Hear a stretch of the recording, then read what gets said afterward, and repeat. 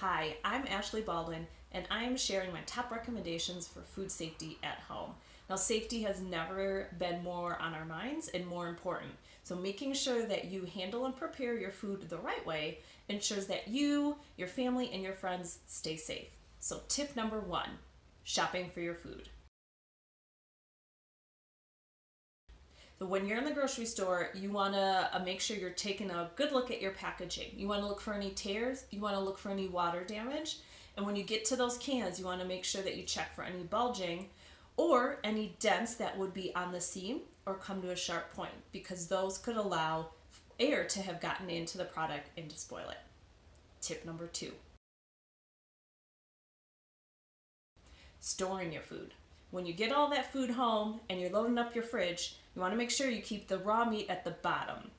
That way, if anything were to drip out of the packaging, it would drip down into the bottom of the refrigerator and not onto other food that could contaminate it, especially anything that would be ready to eat and you wouldn't cook again.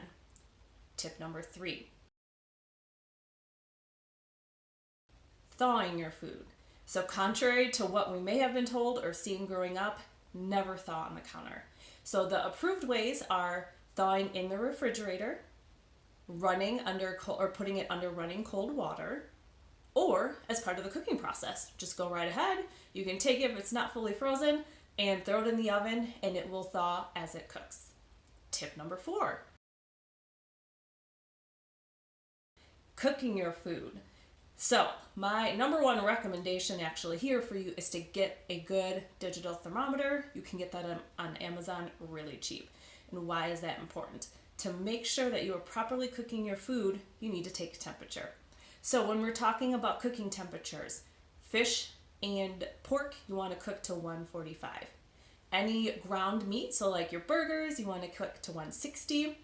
Let's say you have a steak of beef, veal, lamb, that would be 145. And then anything poultry, so chicken, turkey, you want to cook to 165. Tip number 5,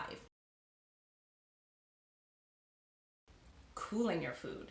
This is very important. We want to get food cooled as quick as possible. So the rule of thumb here is from 140 to 70 within 2 hours, and from 70 down to below 40 within 4 more hours. That will keep your food nice and safe and reduce the time in the temperature danger zone, which is 40 to 140. And that's the area where bacteria can grow the fastest.